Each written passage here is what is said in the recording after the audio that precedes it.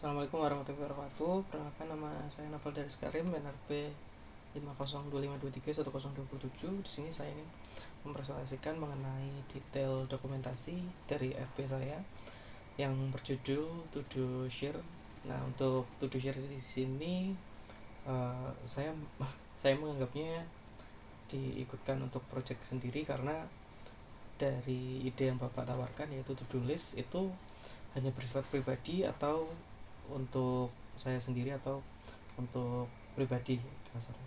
Tapi kalau untuk to do share ini dia lebih ke planner, namun Bapak juga dapat gunakan untuk teamwork. Misal Bapak punya satu kelompok dan Bapak ingin membagi tugasnya untuk masing-masing kelompok, Bapak dapat memposting tugas to do list yang juga akan bisa dilihat oleh rekan-rekan Bapak. Jadi langsung kita mulai saja. Untuk framework sama teknologi yang saya pakai, kita dari sisi front end nya dulu. Untuk frameworknya saya pakai React dengan TypeScript sebagai library. Terus juga ada Vite atau Vite ya, untuk build yang lebih ringan. Lalu juga ada CSS native untuk styling custom tanpa framework CSS eksternal seperti Bootstrap sama Tailwind.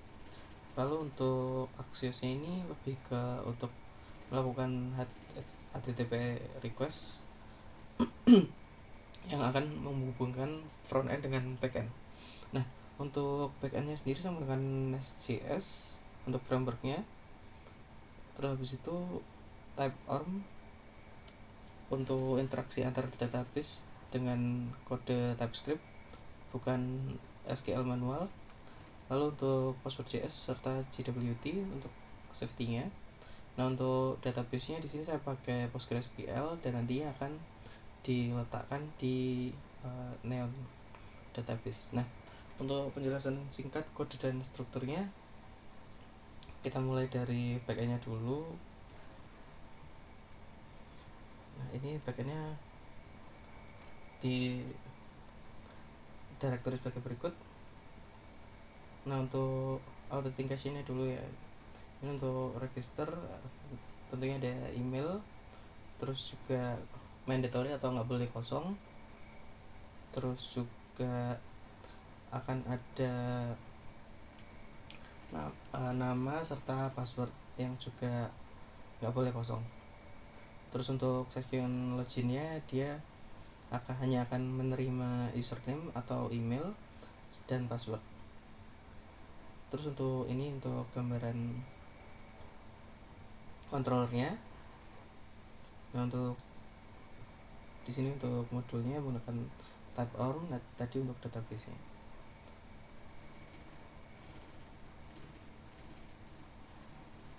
Nah, di sini untuk JWT-nya tadi seperti yang tadi saya sudah bahas di awal, menggunakan Nest.js untuk tampilannya nanti. Nah, kita langsung ke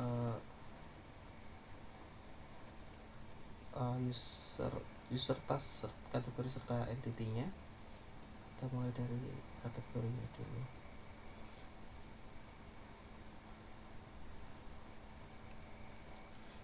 Untuk kategorinya ini nanti Bapak bisa isi, misalnya Bapak ingin membuat tugas yang misalnya ini proyek kerjaan. Nah, itu Bapak bisa cantumkan, oh ini kategori kerjaan, atau ini kategori kuliah, atau dan sebagainya. Nah, untuk awalannya itu pasti ada CRUD implementation-nya, post, get, patch sama delete untuk banyak kali di sini, tapi untuk kategorinya aja kalau yang ini. Nah, terus untuk inputannya di sini adalah string tentunya untuk nama kategorinya. Terus juga Bapak dapat kasih warna, misalnya warna merah untuk kerjaan atau warna biru untuk kuliah dan sebagainya.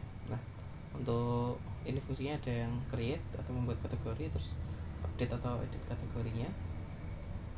Sekarang kita bergeser ke entitas. Nah, entitas ini lebih ke isiannya nanti di database. Jadi akan ada ID-nya, terus untuk nama kategorinya, terus habis itu ada warna seperti yang saya jelaskan di bagian kategori. Di sini Bapak dapat memberi warna untuk tiap kategorinya itu.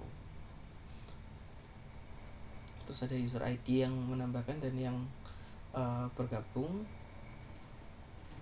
Terus ada tasnya. Nah, nanti untuk dapat membuat tas, nah ini Bapak harus membuat kategorinya terlebih dahulu. Jadi ada kategori kuliah misalnya Pak ya. Jadi di kategori kuliah ini saya ingin bikin tas, ada tugas deadline FP PPKK misalnya, deadline-nya tanggal 10 Desember. Nah ini Bapak harus bikin kategorinya dulu, baru kita dapat mengisi tasnya kayak gitu. Nah untuk relasinya ini juga bantu Many. Nah ini untuk tanggal dibuatnya dari entitasnya itu. Nah kita akan ke tas habis ini. Nah untuk tasnya ini berisi cukup banyak ya Pak. Ada judul tentunya, terus deskripsi ini opsional. Jadi Bapak dapat ngisi misalnya FP PPKK. Nah FP PPKK ini apa sih? Nah FP PPKK ini Bapak dapat isi. Ini tuh disuruh untuk bikin project gitu, bisa to-do list atau marketplace atau project sendiri kayak gitu untuk deskripsi ini. Dan opsional. Terus untuk priority-nya, nah untuk priority ini Bapak dapat set high priority, medium atau low priority. Nah tentunya untuk to-do list pasti ada deadline atau due date-nya. Terus nah di sini kita akan masukkan ke kategori apa. Nah di sini letak perbedaan utama dari to-do list yang Bapak tawarkan sama to-do list yang saya coba implementasi. Nah untuk to-do listnya di sini Bapak dapat atur apabila Bapak kerja dalam tim gitu, Bapak dapat atur sebagai public. Jadi rekan-rekan Bapak akan dapat melihat job desk-nya Bapak gitu, dan juga akan dapat lihat kalau misalnya sudah selesai akan bisa di apa ya Pak ya, kayak Bapak anggapannya di submit gitu Pak. Jadi nanti tasnya akan hilang atau dianggap sudah selesai seperti itu. Nah ini juga ada update tas ya, intinya untuk ngedit tasnya itu tadi. Nah terus ke user. Nah user ini untuk autentikasinya tadi pakai CWT. Terus untuk user ini akan dapat mencari tas-tasnya atau tugas-tugasnya. Terus akan di generate page-nya juga. Terus juga Bapak dapat mencari ID-ID yang akan Bapak di mana Bapak dapat share ID. Misalnya Bapak membagi ID-nya sama rekan kerja Bapak. Nah ini Bapak akan dapat melihat ID yang bisa atau diberi akses untuk melihat tugas dari yang Bapak upload tersebut. Nah ini untuk kontrolernya sama seperti yang tadi.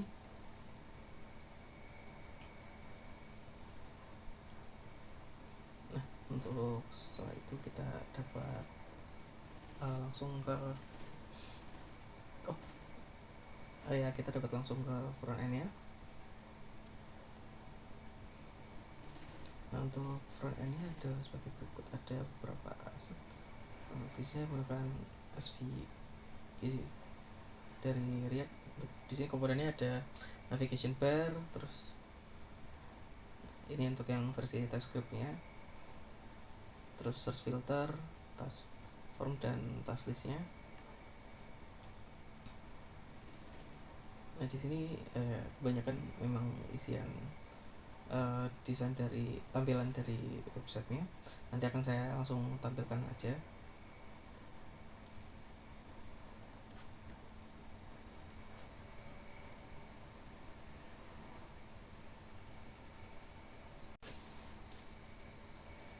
Nah lalu selanjutnya kita akan langsung beralih ke dari websitenya. Nah untuk database-nya di sini saya ambil dari Neontech website. Jadi untuk database-nya menggunakan Postgre yang nanti akan disambungkan melalui backend-nya terlebih dahulu di website bernama Railway.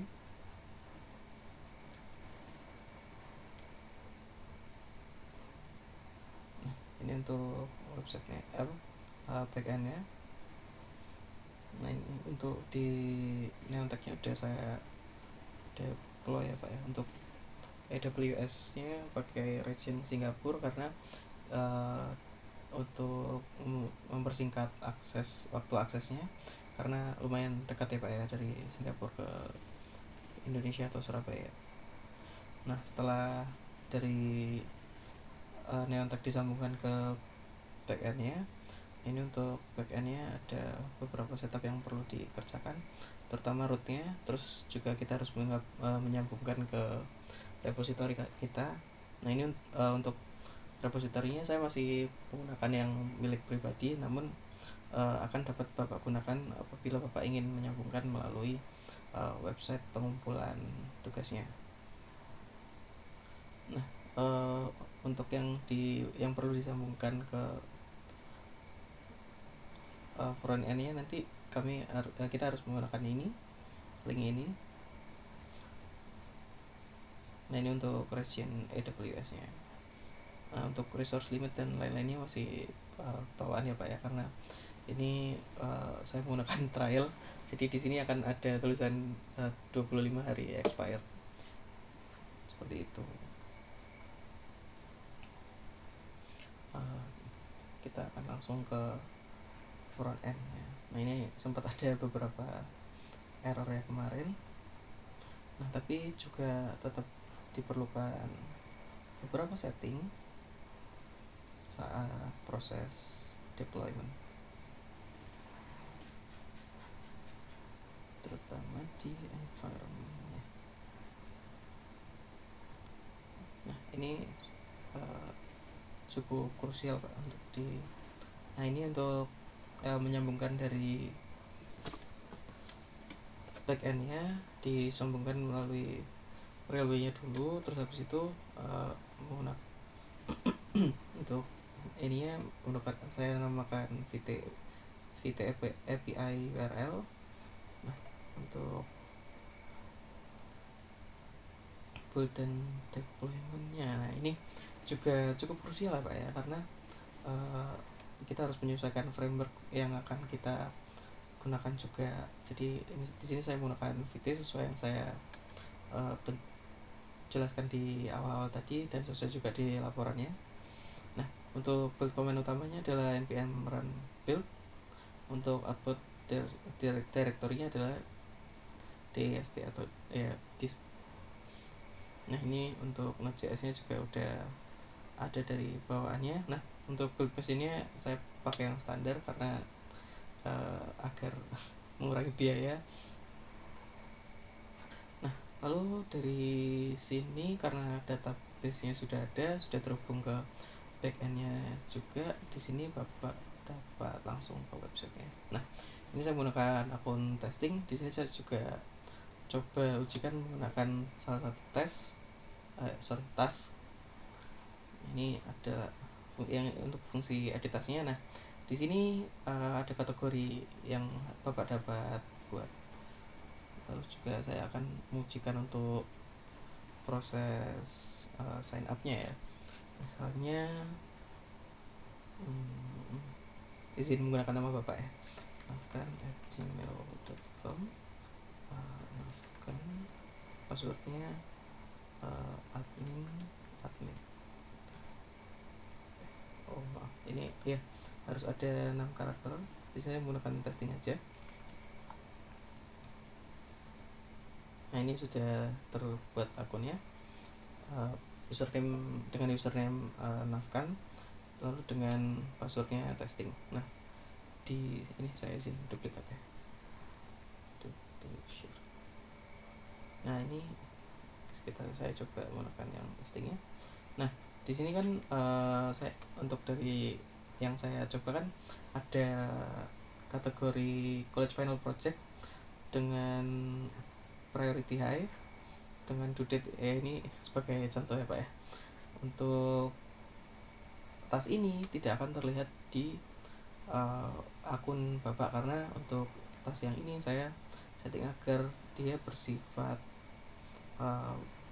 private ya, untuk di sini di status public atau visible to other users. Jadi Bapak dapat melihat apa saja yang di dibuat publik untuk oleh orang lain. Jadi sini kita akan coba. Nah, tapi sebelum Bapak membuat tasnya, Bapak harus membuat kategorinya terlebih dahulu.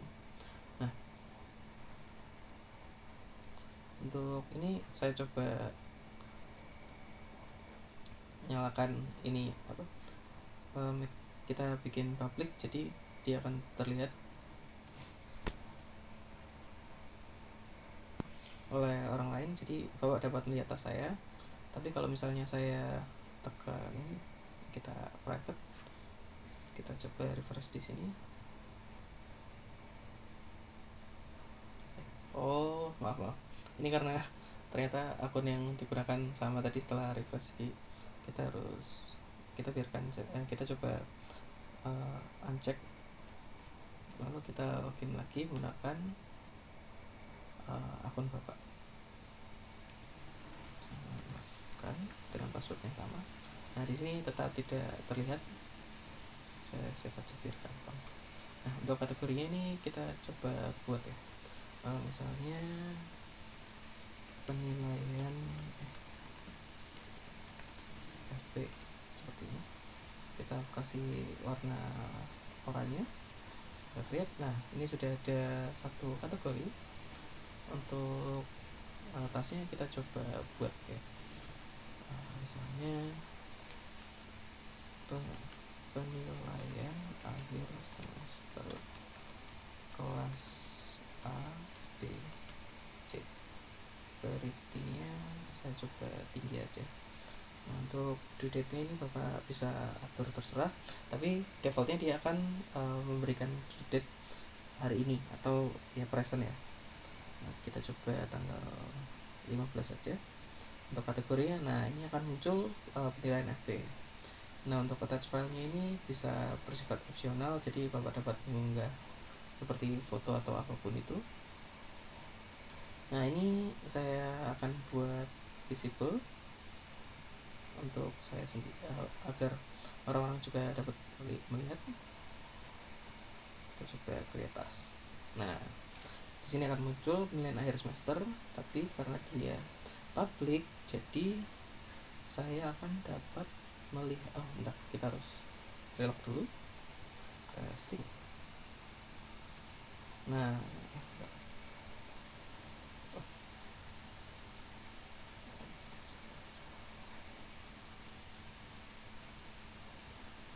ya, kita akan dapat melihat di sini penilaian akhir semester. Gitu. Jadi apabila tidak muncul di sini, nantinya akan muncul di explore, karena untuk yang di sini hanya ada my task, jadi untuk tugas Bapak aja. Nah, untuk yang ekspor di sini akan muncul tugas-tugas dari rekan-rekan lain atau user-user lain. Nah, di sini saya juga nggak bisa melihat tugas dari akun testing, karena dari akun testing sendiri tugasnya di hidden atau di private, jadi tidak dicek untuk ini ya. Jadi dia akan bersifat private. Jadi sejauh ini alhamdulillah sudah cukup berkembang. Untuk query-nya PPKK misalnya, dia akan muncul, tapi apabila ada satu huruf yang salah, misalnya PPKA gitu, nah dia tidak akan muncul. Nah, di sini untuk query-nya ada all priorities, jadi bisa di setting. Nah, medium juga nggak akan muncul, dia harus high karena prioritas yang ini bersifat high, jadi dia nggak akan muncul. Terus untuk status, apabila masih pending, dia akan muncul. Apabila sudah komplit, nah dia nggak akan muncul. Untuk kategorinya ya, karena kategori ini dia akan muncul. Jadi coba kita komplit. Nah, ini kan sudah selesai Pak ya. Bapak juga bisa hapus atau kita edit lagi. Tapi kalau kita cek di status yang pending, dia nggak akan muncul. Tapi untuk komplit, dia akan muncul. Nah, Bapak dapat memunculkannya kembali dengan klik reopen itu tadi. Nah karena di sini tadi kan nggak muncul karena saat kita cari dia statusnya yang komplit, jadi harus kita kembalikan ke pendingnya lagi seperti itu. Jadi mungkin sekian dari demo FP saya mohon maaf apabila beberapa waktu yang lalu saya sempat ada menyulitkan bapak di beberapa penilaian, salah satunya menyusul ETS kemarin, dan saya juga mohon maaf apabila saya menyusahkan bapak dalam semester ini. Saya doakan bapak sehat selalu dan terima kasih banyak. Wassalamualaikum warahmatullahi wabarakatuh. Izin menyebutkan demonya. Terima kasih.